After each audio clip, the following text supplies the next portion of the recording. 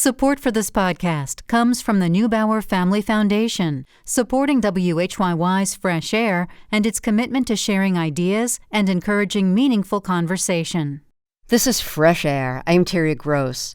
If you're a regular listener to Fresh Air, you've heard me introduce interviews by guest interviewer Tanya Mosley. Well, Tanya has today's interview, but she's no longer a guest interviewer. I'm happy to say she is now Fresh Air's co-host.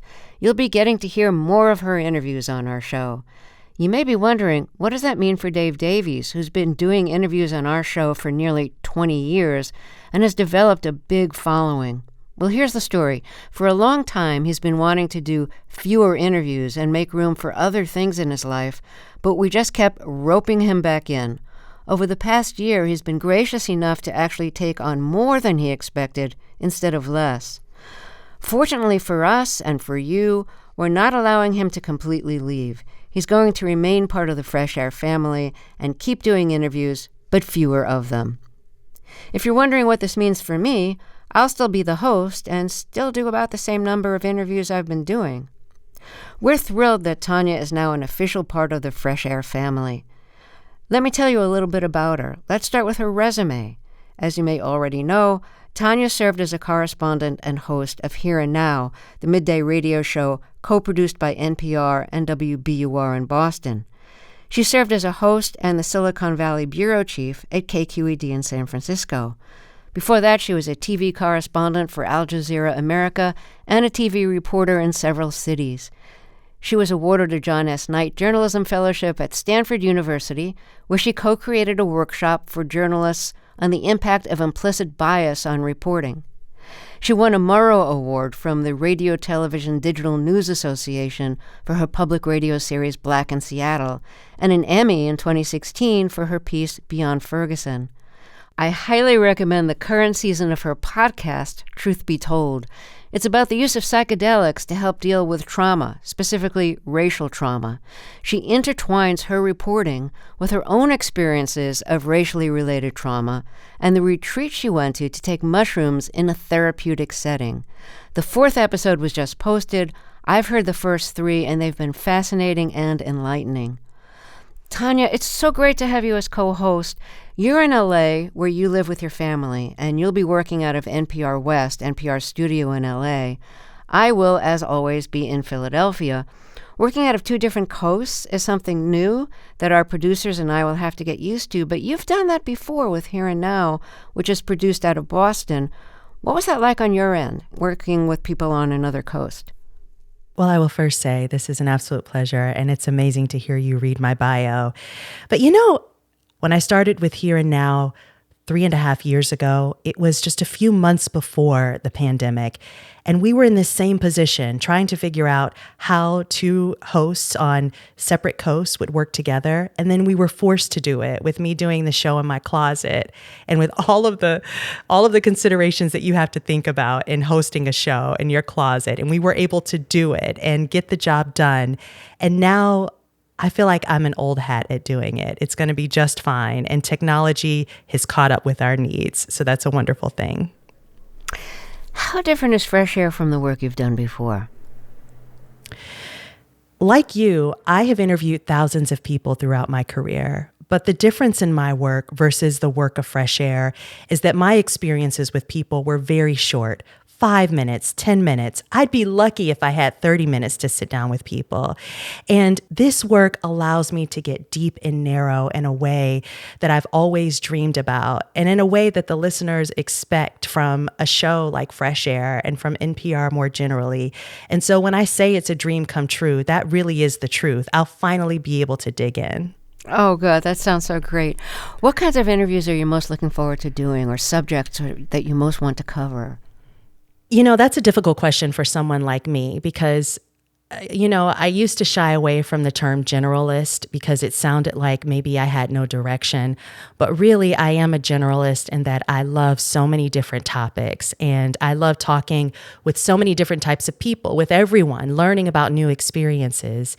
But I think if I were to be more specific, what Fresh Air has offered for listeners is a chance to understand the moment that we're in and make sense of ourselves and each other. And when I listen back on your old shows, what I can hear is how the moment in time when you were interviewing those people gives us a sense of where we've been and where we're going.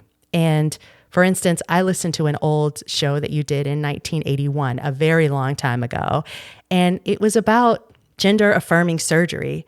And today we are talking about this on a regular basis. And it was interesting to listen to that because I could see where the seeds of that started and where we are today. And so I look forward to being that in this moment for listeners and also offering maybe a roadmap for people in the future when they're looking back on this time in history. Well, Tanya, I'm so glad you're part of the show, and I'm looking forward to doing a real interview with you in the near future so that we can all get to know you better. And in the meantime, I just want to say welcome. It is great to have you as co-host. You have today's interviews, so tell us what they're about. Well, we're looking into a series of investigative reports over the last few months, which has revealed that migrant children, most of them from Central America, are working in some of the most dangerous jobs in our country. And this shadow workforce, according to the New York Times, extends across industries on construction sites and slaughterhouses and in factories, with migrant children making products from some of America's most well-known brands.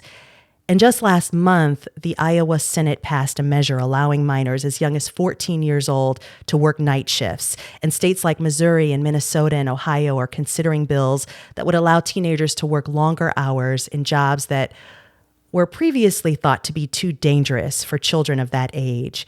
And so behind that effort to roll back protections on the state level is this conservative think tank and lobbying group based in Florida. And Washington Post business reporter Jacob Bogage has been reporting on this and will join us later to talk about his findings.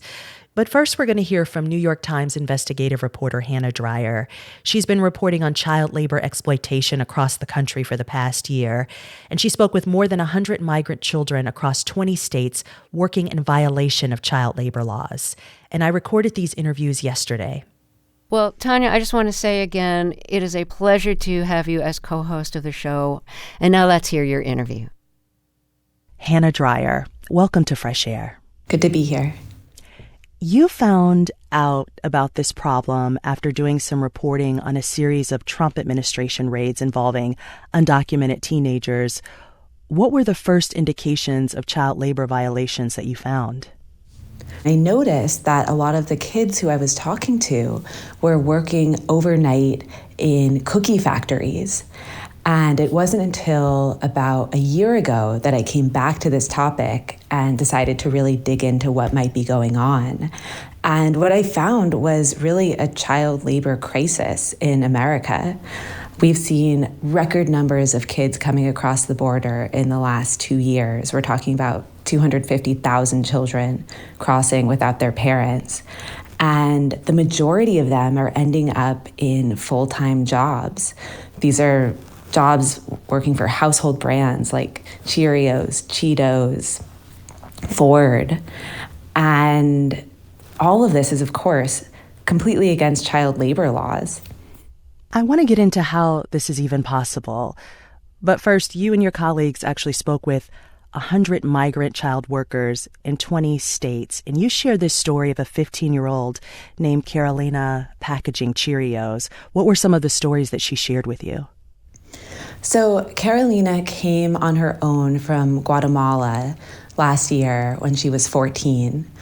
Like a lot of the kids I talked to, she told me that after the pandemic, food was scarce in her village. Even drinking water was scarce. There weren't jobs.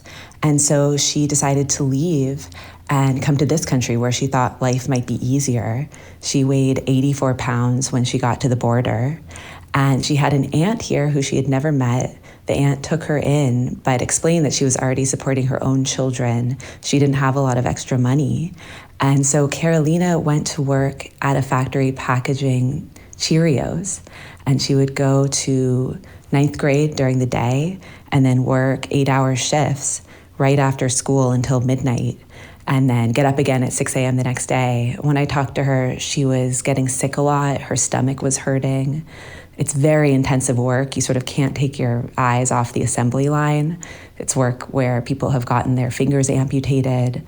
It can be really dangerous. And she was skipping school more and more because she was just struggling to get through the days without any sleep. Working overnights and then going to school during the day, you actually also spoke with teachers who have large populations of migrant children in their classes. What did you hear from them? The teachers were struck by how this has developed in just the past several years. What I heard again and again from teachers is that all my 8th graders at this point are working, or all my 9th graders have to pay rent. And this is something that even teachers in English language learner programs who've been dealing with migrant children for years and years had never seen before. They tell me that it's really a shift just in the last couple years where kids are coming over and they have no support. So they have to pay rent, they have to support themselves, and often they also are paying off a debt. And they see these kids falling asleep in class or skipping school, slowly dropping out of school or coming in with injuries. And they tell me that they are really shocked. Do they have a duty to report this, or how do they handle a situation where they have children who they know are working overnight shifts? I think the teachers feel really torn. They see that children are being put in situations that a child should never be put in, and yet there's no support for these kids. So what the teachers are telling me is that, yes, they know that this is not right, and they worry for some of the people that these kids are living with. You know, sometimes kids are living with uncles, but thousands of these children are living with strangers. One of the real problems here is that there's not a support system for these children. So it's not like the foster care system where there's a social worker who's going to be checking up on these kids or sort of some support in place if things go wrong. With these migrant children, they get released from a shelter to a sponsor, and then there's sort of nothing else. There's no follow-up. There's not a simple solution for them. And so for teachers seeing all of this, the question is, what's the alternative? What would be better? It's not clear. Carolina shared with you the realities of her village, the lack of food, scarcity overall. Do you have a sense of the realities in Central America where most of these children have fled from? The pandemic has made life a lot harder in a lot of these small villages. Hard to the point where children are going to bed hungry and families don't have enough food. There's not enough work. And so parents are sending their children north. I mean, really what we're seeing here is the collision of a labor shortage in this country, but then also a historic influx of migrant children who are coming here alone because life is so hard in their countries of origin right now. So you shared this story with us of Carolina, who was packaging Cheerios. What is the latest with her? Carolina is actually doing a lot better. She is on the road now to getting a work permit, which will allow her to work a safer job. And she also has gotten a lot of outreach from people in her community. She lives in Grand Rapids. She's very connected now to different resources there. Health and Human Services also reached out and offered her additional support. So she is doing better. A lot of the other kids who were working alongside her packaging Cheerios, these kids were let go from their job packaging Cheerios after our story ran, but many of them have already found other jobs at other factories. Did the outrage for Carolina happen because of your reporting? My understanding is yes, and Health and Human Services can't discuss individual cases, but what they've said generally is they don't always know when a child like Carolina has ended up in an exploitive situation. And that makes sense to me because they don't have people going and checking on these kids. So how would they know? I've heard you say the problem of child labor abuse is an open secret in the immigration world. How open of a secret is it? Is this common knowledge? You know, when I started this reporting more than a year ago, I thought that I was going to have to infiltrate human trafficking networks or crack some kind of huge criminal enterprise to get to talk directly to these children. But like you say, it's really been as easy as going to factory parking lots at the shift change and watching for young faces.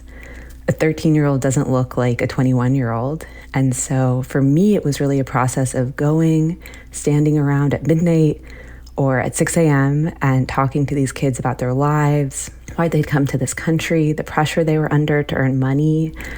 I would arrive in a new town, and usually I was talking to child workers within a day. We know there's been public and political pressure on the administration to process these children through the system quickly to move them out of shelters. How did this happen? What's going on in the background?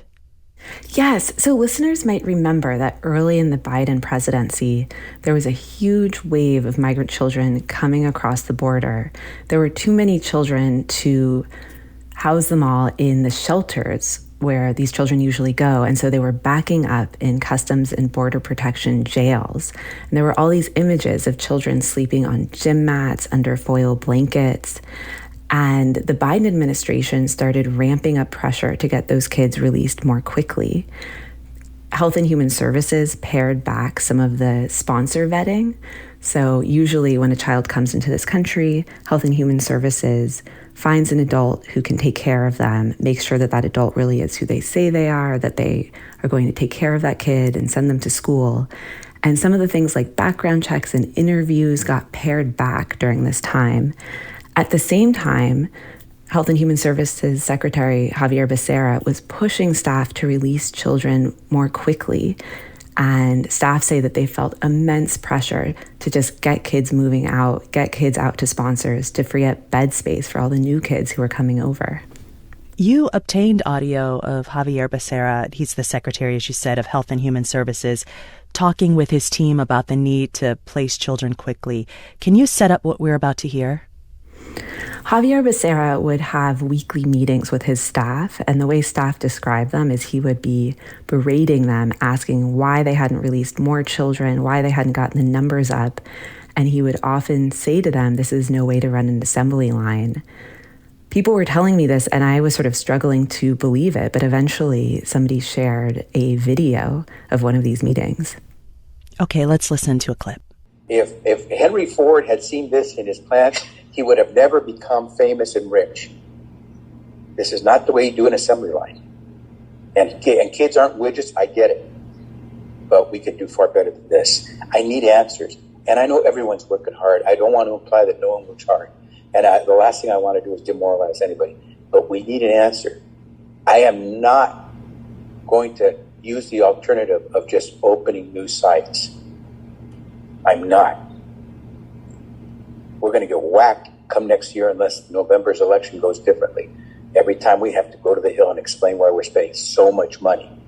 When most people are struggling to spend a little bit of money for their kids on a daily basis, we try to explain how we're spending more than $1,000 a day for kids who may not even have the legal right to be here. Not me. Hannah, we hear him saying, we're not going to open new sites. He's talking about opening more shelters to accommodate children? Yes. He's talking about expanding the shelter network for these children. And what he wanted to do was just get the children out more quickly so that they wouldn't have these same capacity issues. The children would all fit in the existing shelter structure and then be moved out quickly to live with adults. And Health and Human Services' position has been that once children are living in this country with their sponsor, they're not the agency's responsibility anymore. So from Becerra's point of view, the important thing is to get them moved out, and then that's sort of where Health and Human Services' job ends.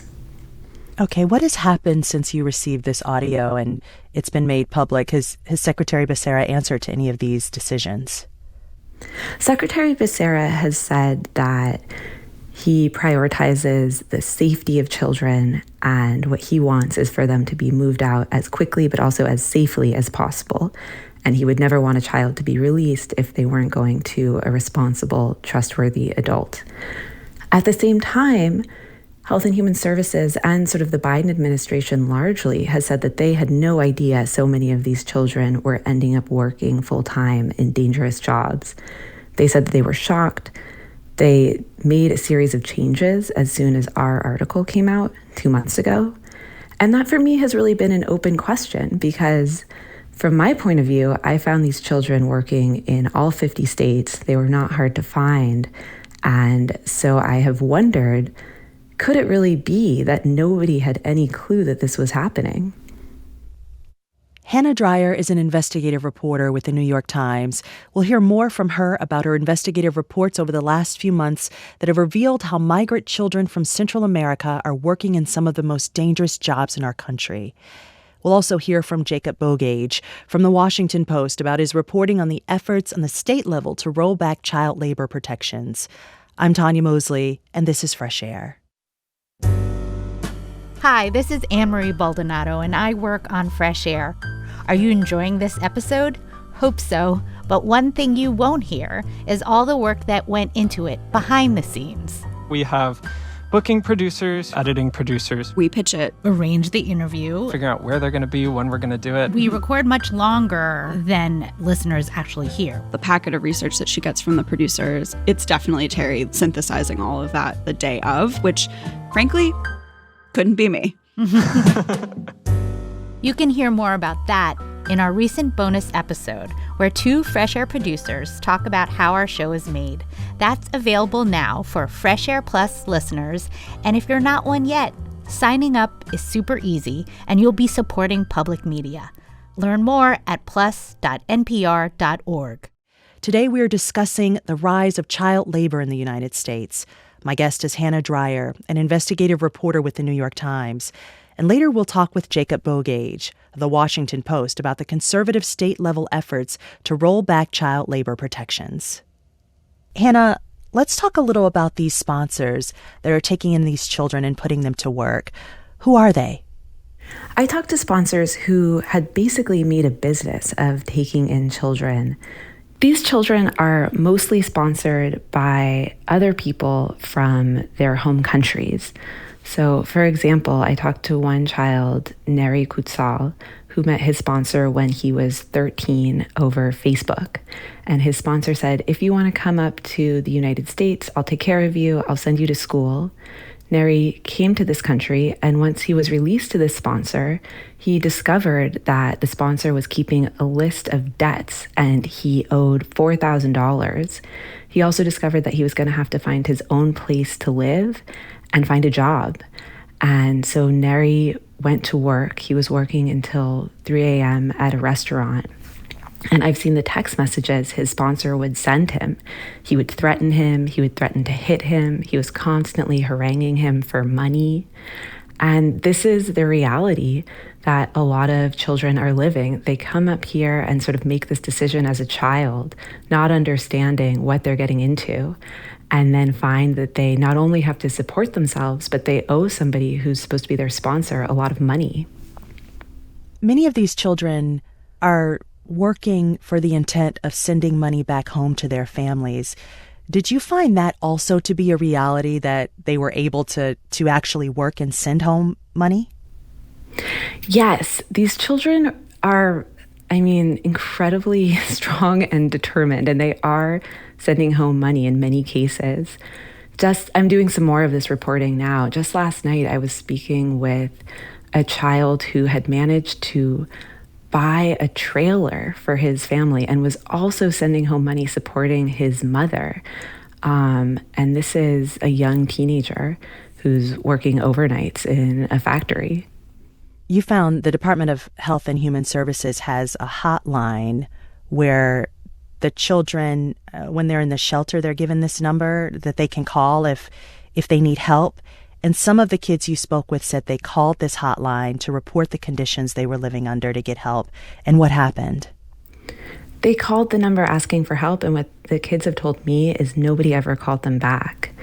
One of the worst situations I heard of was a child named Juanito who came to this country, was living with an adult, put to work. He was actually sleeping in a basement. His sponsor had set up 3 cameras to watch him at all times and was taking his paychecks. He told me that he called and asked for help, and he thought at least maybe the police would come and check out the house. Somebody might come and knock on the door, and instead nothing happened. He ended up escaping eventually on his own. When I asked Health and Human Services about this, they told me that yes, they did not have a policy of calling these children back or going out once they were contacted. That's something that they have now changed, and they say that they will be calling back kids who reach out for help. Hannah, what is the current backdrop in our labor force right now that is driving this need to use child labor? One thing employers told me again and again is that they are struggling to find people to do this grueling work. Nobody wants to take the night shift. Nobody wants to work on the cleaning crew at the slaughterhouse. And so companies are turning to staffing agencies to try to fill these shifts. And the staffing agencies are then bringing in children. One thing I was surprised to learn is that child labor is almost never a criminal offense. It's a civil issue, and the maximum fine is $15,000. So when we're talking about a company like Pepsi or Walmart, they're going to make that back in a matter of minutes, maybe seconds. Even when a child dies, these companies stay in business and continue on. I found one recent case where a 15-year-old fell from a 50-foot roof in Alabama. His employer paid a fine, but they're still operating and have just sort of continued on. You mentioned how many of these children are working in factories that are for big brands. We're talking Ben & Jerry's, Fruit of the Loom, Ford, General Motors, J. Crew, Walmart, Whole Foods, and Target. After your reporting, the Department of Labor said that it would crack down on these companies and their suppliers. But before we get into whether they've actually done that, I want to talk about how it's even possible for an underage child to work in a factory for a major brand. Can you explain it? This has to do with how manufacturing has sort of fissured into different levels. So if you are trying to produce flaming hot Cheetos, it's not as simple as a worker is going to work directly for the Cheetos brand. Cheetos is going to go to a manufacturer, and that manufacturer will then go to a staffing agency. So I talked to children who were making flaming hot Cheetos every night, and they told me their lungs were burning from that spicy dust. They were doing this grueling work night after night, but they weren't working directly for this big brand. So when we then went to Cheetos, they said, oh, well, we have no idea this was happening. This is in violation of our policies. And it creates this strange situation where you can easily go to the place where this product is being made and talk to children who are getting off shift at 4 a.m, and yet the brand itself can still claim ignorance. You mentioned fines. What does the law say? What role or burden of responsibility beyond that do these companies have in stopping this practice? So far, the companies at the top of this chain have really managed to get away without a lot of accountability. They have corporate policies that ban child labor, and when those policies are violated, they sort of wash their hands. And the reality is labor inspectors don't even catch the great majority of these cases. The number of labor inspectors in this country is at a 50-year low right now. They're not going out and standing around outside of factories. Mostly right now, they're responding to complaints about working conditions and children who speak no English, who are working illegally and under a lot of pressure to earn money, are not going to be asking for help in that way. After a child is paired with a sponsor, HHS says that child is no longer their responsibility. Whose responsibility does that child belong to? That's such a good question. That child is no one's responsibility. What we've really seen here is sort of overlapping gaps where these kids have just fallen through every system. So Health and Human Services says, we got that kid to the sponsor, our job here is done. Child Protective Services says, well, nobody even told us that child was there to go look at, so we can't do anything here. And often these kids aren't even enrolled in school, so they're just completely invisible. Health and Human Services now is starting to take some responsibility. So they're saying, well, maybe we will give that child a social worker. Maybe we will give that child some more services. But really, these children are out there with no support. Domestic policy advisor Susan Rice recently stepped down from her post. And we know that she drew criticism from the administration's approach to immigration. What else has changed within the administration since this crisis? So one big change is everybody is now aware and sort of undeniably aware that this is happening. Administration officials say that they didn't know what was happening before. Whistleblowers say they very much did know. But at this point, we're all on the same page. We know that there is this major shadow labor force. And so the Department of Labor is stepping up enforcement. And Health and Human Services is also starting to take some steps to try to help these kids once they're living out on their own. People who work with these children say that it's really going to be a game of whack-a-mole to try to solve this problem through enforcement if children are still here under huge pressure to make rent and pay off debts to adults. And so Health and Human Services is now pledging to give every child at least a couple months of case management after they're released, and also to start giving more children access to legal services. One thing that really has struck me is that these kids could be working legally. They could be working at McDonald's or at a grocery store, but they need access to a lawyer to get them a work permit. And with a lawyer, they could still make money and work, not the most dangerous job in the country. Hannah Dreier, thank you for your reporting and for speaking with us. Thank you for having me. Hannah Dreier is an investigative reporter for the New York Times. Coming up, we hear from Washington Post reporter Jacob Bogage about his reporting on the efforts on the state level to roll back child labor protections. This is Fresh Air. This is Fresh Air. I'm Tanya Mosley, and we're talking about the rise in child labor in the United States. My next guest is Washington Post business reporter Jacob Bogage. He recently wrote an article about state-level efforts to weaken child labor protections and how this effort is being promoted by the conservative think tank, the Foundation for Government Accountability. Jacob, welcome to Fresh Air. Thanks so much for having me. Jacob, in March, Arkansas passed a law to eliminate work permits and age verification for workers younger than 16. We learned from your reporting last month the Iowa State Senate approved a bill that will allow children as young as 14 to work night shifts and 15-year-olds on assembly lines. Can you tell us more about what is happening in Iowa? In Iowa right now, like you mentioned, we have this bill advancing that would roll back vast portions of the state's child labor protections. And the bill that's moving right now is actually a watered-down version of what was originally out there, which allowed children in meatpacking plants, that allowed them to do much more strenuous labor, and then also allowed state labor officials to waive other protections if they deemed a 15-year-old to be sufficiently strong enough to do those jobs. This is part of a movement that we're seeing across the country. You mentioned the bill. In Iowa, there is a law that was enacted in Arkansas. Nearly a carbon copy of that legislation is advancing in Missouri. There's another bill in Georgia and in Ohio. This is a really nationwide effort going state house by state house that relaxes some of these regulations. One major group behind this effort, according to your reporting, is the Foundation for Government Accountability and its lobbying arm, the Opportunity Solutions Project. Who are the major players behind this group, and what more can you tell us about them? So the Foundation for Government Accountability was founded in 2011 by a gentleman named Taryn Bragdon, who was a former Maine state legislator.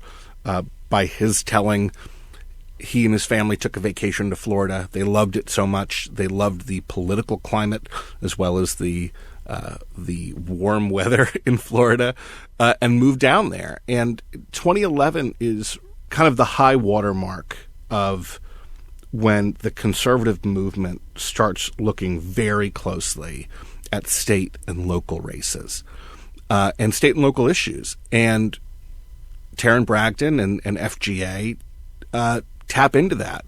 And their goal is to go state by state and enact conservative or Republican champion causes that hopefully create windows for national policy change.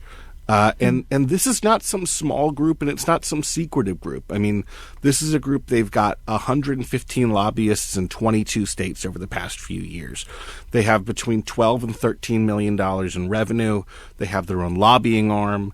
they're all over the place, and they tap into very well-established conservative fundraising ecosystems and networks. That is everything from folks affiliated or closely connected with the Koch brothers, who are large libertarian donors. Well, one of them is deceased, but that network is a very right-wing or libertarian network, and all the way through the Uhlines, who spent untold sums on efforts to overturn the 2020 election. These are the kind of folks we're talking about.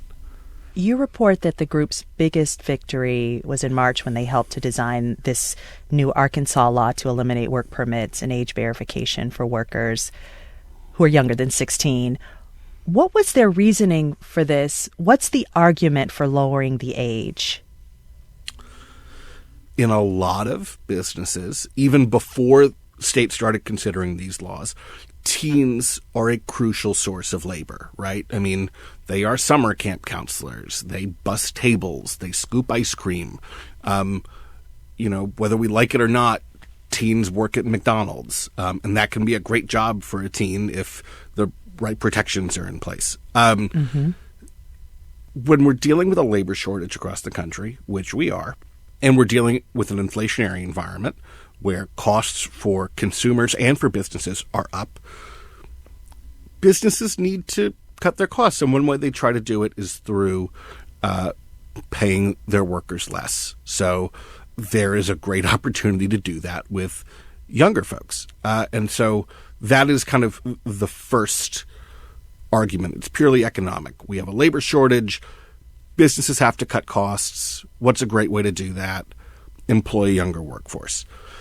The other argument taps into this emerging kind of quote-unquote parents' rights platform that we've seen across so many issues, from book bans to library funding to whether adults are allowed to dress in certain costumes around children and things like drag performers. And the FGA's argument is that we need to get rid of this regulation because it should be a parent's right to decide what kind of job their child does. The government, a school official, whomever else that from the government that issues this work permit or this age verification, they shouldn't be part of the process. A parent should take care of that. The issue of parents' rights also doesn't address this issue of migrant child labor that we talked to Hannah Dreyer about, since the parents are typically back home in Central America. That's a great point. A senior Biden administration official a couple weeks back testified in front of a House panel about unaccompanied minors coming to this country, and around 15% of those kids are released to either a distant relative or a non-relative sponsor. And the overwhelming majority of those people are perfectly good people who are perfectly good sponsors and opening their homes to a vulnerable child in a new country. But we're talking about a lot of kids here. Even if the overwhelming majority of those people are perfectly good people and very good sponsors, a lot of them are not. And that puts a lot of kids at risk to be trafficked into this country, specifically to be part of the labor force. We need to take a break. If you're just joining us, our guest is Washington Post business reporter Jacob Bogage. He recently wrote an article about state-level efforts to weaken child labor protections and how this effort is being promoted by a conservative think tank. We'll be right back. This is Fresh Air. This is Fresh Air. I'm Tanya Mosley, and if you're just joining us, my guest is Jacob Bogage, business reporter for the Washington Post. He recently wrote about state-level efforts to weaken child labor protections. There seems to be this rapid movement, just across the country. You mentioned some of the other states, Minnesota and Ohio, allowing teens to work more hours in more dangerous occupations like construction. There's this bill in Georgia that would prohibit the state government from requiring a minor to obtain a work permit. How are these state efforts complicating crackdowns on the federal level? That's a great question. And frankly, a lot of this is spurred on by reporting that I think your other guest, Hannah Dreier, is doing at the New York Times, and one of my colleagues, Lauren Gurley, is doing here at the Post, exposing chronic child labor abuses across the country. I think when we talk about this issue, it's important to understand how a child labor violation is investigated. The paperwork here, believe it or not, is actually very important. If I'm a federal child labor investigator and I go down to Arkansas because I want to investigate reports of minors working at chicken processing plants, which, by the way, multiple chicken processing plants in Arkansas have been cited for illegally employing minors. The first thing I do is I show up at the state employment office and I say, give me all of the working papers, all of the permits for the minors that are employed in your state, because I want to look at those to see if they're accurate. I want to know where I should be devoting my resources, where I should start my investigation. The Arkansas legislation and the legislation in Missouri and Georgia and Iowa would eliminate that paper trail. The other part of it is there's federal law, the Fair Labor Standards Act, which was passed in 1938. I mean, this bill is nearly 100 years old. That codifies a basic floor of protections for children in the workplace. It says how many hours children can work, and says in what environments they can work, what jobs they can do. What we end up seeing is federal law and state law in direct conflict, but the results of these state proposals that would make it harder for federal officials to do their jobs. You mentioned that the Foundation for Government Accountability has hundreds of lobbyists around the country. How do they go about doing the job of getting these laws passed? FGA is part of this group called the State Policy Network, which is a confederation of think tanks and lobbying groups, kind of just like them, all over the country. They practice what they call the IKEA model, which I love the name for this, because think about going into IKEA and you go in the showroom and you see the wonderful bookcase that you like, and then you go downstairs into the little warehouse section and you pull the bookcase off the shelf and throw it in your cart, and you get home and it has the cute little instruction manual and you can put together your bookcase with an Allen wrench. That's what FGA does, except they do it with state laws. They say, you want to roll back child labor protections? Cool. Here is a cute little instruction manual so you can pass that law with an Allen wrench. We'll provide the research. We'll provide the lobbying support. We'll drum up, public support. We'll talk about it on Fox News. We'll do whatever we can be all of the little components for you. So all you have to do is tighten a few screws. That's really effective. And it's not just with child labor. FGA is a successful group in terms of rolling back anti-poverty programs, tightening restrictions around who gets food stamps, tightening Medicaid expansion. They're a very successful group, and this is a very well-worn and well-proven technique to get policy done at the state level. Right. You actually spoke with lawmakers who were not necessarily parroting back, but repeating language that you had read that they had written as kind of like a blueprint to talk about these potential laws. Well, I think the best illustration of that is, FGA writes this white paper on their website saying teens are a crucial source of labor and parents should have the right to get the government out of the way, and so they should decide where their teens are going to work, and work builds character, and all of these talking points. Within a few months, they have sent a senior legislator in Missouri bill text and said, here's bill text, please introduce this bill. And, the lawmaker does. And then the Missouri Senate holds a hearing on the bill, and the FGA's lobbyist shows up and says, literally tells the senator, I have nothing to add to your opening statement other than you're right. And the opening statement is nearly word for word what the white paper says on the FGA website. I mean, that is how soup to nuts we get here, which is, here's a policy idea, here's a bill, you're going to hold a hearing on the bill, we're going to show up and lobby at the hearing. I don't want that to come off as this idea of it being of that being a bad thing, because if you agree with these policies, that is so incredibly effective. In this case, that bill is making it easier for children to work dangerous jobs for long hours.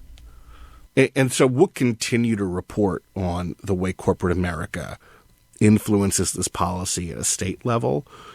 But in the very near term, I don't think you need to look very far to see who the corporate beneficiaries are of this kind of legislation. Jacob Bogage, thank you so much for your reporting, and thank you for joining us. It's so good to be with you. Tanya Mosley, Fresh Air's new co-host, spoke with Washington Post business reporter Jacob Bogage.